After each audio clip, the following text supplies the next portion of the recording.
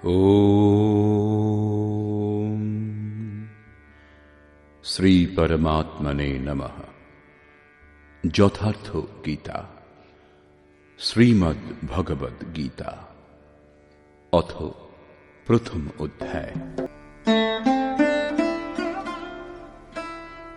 তস্য সঞ্জনয়ন হর্ষং কুরু বৃদ্ধঃ পিতামহঃ সিংহনাদং বিনদ্যোচ্চৈঃ শঙ্খং দধ্মৌ প্রতাপবান। এই প্রকার সকলেই নিজেদের শক্তি নির্ণয় করে শঙ্খধ্বনি করলেন। এই শঙ্খধ্বনি হল পাত্রের পরাক্রমের ঘোষণা। যুদ্ধ জয়ের পর কোন পাত্র আপনাকে কি দেবে? কৌরবগণের মধ্যে বৃদ্ধ প্রতাপবান ভীষ্ম দুর্যোধনের হৃদয়ে হর্ষ উৎপন্ন করে উচ্চৈঃস্বরে সিংহনাদের সমান ভয়প্রদ শঙ্খ বাজালেন। সিংহ প্রকৃতির ভয়াবহ দিকের প্রতীক।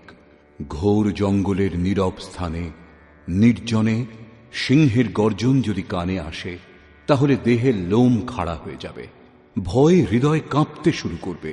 যদিও সিংহ থেকে আপনি বহু দূরে। ভয় প্রকৃতিজাত, পরমাত্মায় তার স্থান নেই, কারণ পরমাত্মা অভয় সত্তা।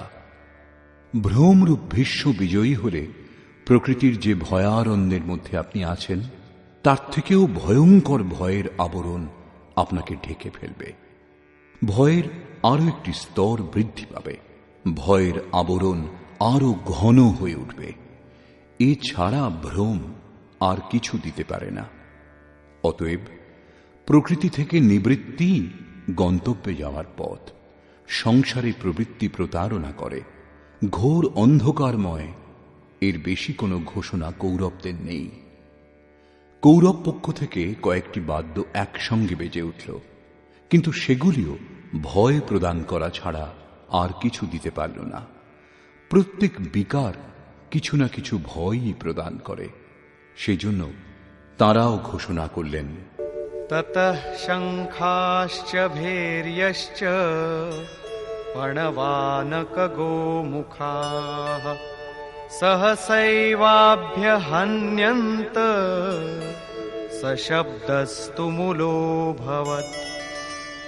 এরপর অনেক শঙ্খ, ভেরি, ঢোল এবং রণশৃঙ্গাদি রণবাদ্যযন্ত্র একসঙ্গে বেজে উঠল। সেগুলির শব্দ অত্যন্ত ভয়ঙ্কর পরিস্থিতি সৃষ্টি করল। ভয় সঞ্চার করার অতিরিক্ত কৌরবদের কোনো ঘোষণা নেই। বহির্মুখী বিজাতীয় প্রবৃত্তি সফল হলে মোহরূপ অন্ধকার আরো ঘন করে দেয়। এরপর পুণ্যময় প্রবৃত্তি সমূহের দিক থেকে ঘোষণা করা হল, যার মধ্যে প্রথম ঘোষণাটি যোগেশ্বর শ্রীকৃষ্ণের।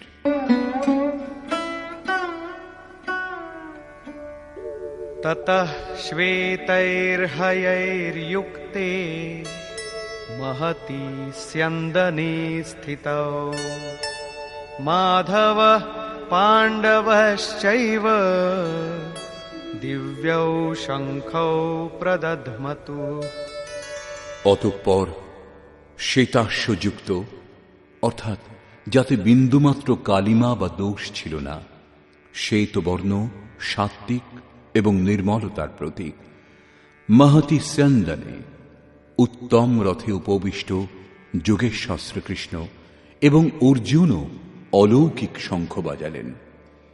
অলৌকিকের অর্থ লোকাতীত। মৃত্যুলোক, দেবলোক, ব্রহ্মলোক, জন্ম মৃত্যুর ভয় যত দূর পর্যন্ত, সেই সমস্ত লোকের অতীত পারলৌকিক, পারমার্থিক স্থিতি প্রদান করার ঘোষণা যোগেশ্বর শ্রীকৃষ্ণ করলেন। সোনা, রূপ অথবা কাঠের রথ ছিল না, সেই রথ অলৌকিক ছিল, সেই শঙ্খ অলৌকিক ছিল। অতএব ঘোষণাও অলৌকিক। একমাত্র ব্রহ্মলোক সমস্ত লোকের ঊর্ধ্বে স্থিত। সরাসরি ব্রহ্মলোকের সঙ্গে সম্পর্ক স্থাপন করাবার ঘোষণা করলেন। কি রূপে তিনি এই স্থিতি প্রদান করবেন? पाञ्चजन्यं ऋषिकेशो देवदत्तं धनञ्जयः पौण्ड्रं दध्मौ महाशङ्खं भीमकर्मावृकोदरः। ঋষিকেশ, যিনি হৃদয়ের সর্বস্বের জ্ঞাতা, সেই শ্রীকৃষ্ণ পাঞ্চজন্য শঙ্খ বাজালেন। পাঁচটি জ্ঞানেন্দ্রিয়কে অর্থাৎ শব্দ, স্পর্শ, রূপ, রস, গন্ধ, পঞ্চতন্মাত্রার রসে জড়িয়ে স্বজন অর্থাৎ ভক্তের শ্রেণীতে দাঁড় করাবার ঘোষণা করলেন। ভয়ঙ্করভাবে ভ্রান্ত ইন্দ্রিয় সমূহকে সংযত করে সেবকের শ্রেণীতে দাঁড় করানো হৃদয়ের প্রেরক সদ্গুরুর কৃপা। শ্রীকৃষ্ণ যোগেশ্বর সদ্গুরু ছিলেন। শিষ্যস্তেহং, ভগবান আমি আপনার শিষ্য। বাহ্য বিষয়বস্তুকে ত্যাগ করে ধ্যানে ইষ্টের অতিরিক্ত অন্য কিছু দেখা, শোনা ও স্পর্শ না করা সদ্গুরুর প্রভাব সঞ্চারণের উপর নির্ভর করে। দেবদত্যম ধনঞ্জয়া, দৈবী সম্পত্তিকে অধীনে করে যে অনুরাগ, সেই অনুরাগই অর্জুন। ইষ্টের অনুরূপ শ্রদ্ধা, যাতে বিরহ, বৈরাগ্য ও অশ্রুপাত হয়। যেমন গদগদ গিরা নয়ন বহ নীরা, রোমাঞ্চ হয় যখন অন্তরে ইষ্ট ছাড়া অন্য কোনো বিষয়বস্তুর লেশমাত্র সংঘর্ষ হয় না, তখন এই অবস্থাকে অনুরাগ বলা হয়। এত দূর সফল হবার পরে দৈবী সম্পদের ওপর প্রভুত্ব লাভ করা সম্ভব, যা পরম দেব পরমাত্মাতে একীভূত হতে সাহায্য করে। এর আরেক নাম ধনঞ্জয়। এক ধন পার্থিব সম্পত্তি, যা দিয়ে শরীর নির্বাহের ব্যবস্থা করা হয়। আত্মার সঙ্গে এর কোনো সম্বন্ধ নেই। এছাড়া স্থির আত্মিক সম্পত্তি নিজ সম্পত্তি।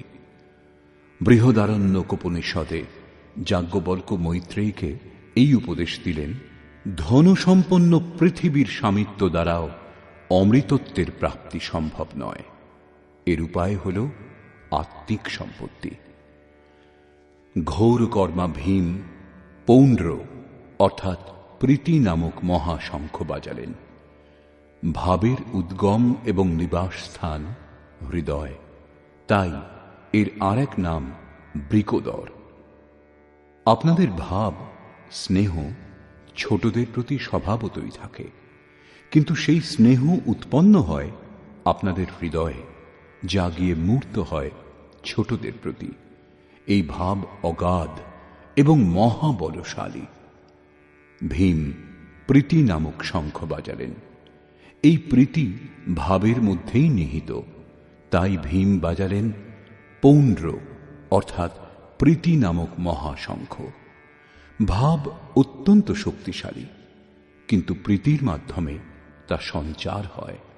हर व्यापक सर्वत्र समाना प्रेम ते प्रकट हों ही मैं जाना, অর্থাৎ ঈশ্বর সর্বত্র সমান রূপেই বিদ্যমান, কিন্তু তাকে প্রকট করতে হলে চাই হৃদয়ে বিরহ, বৈরাগ্য এবং উৎকট প্রেম।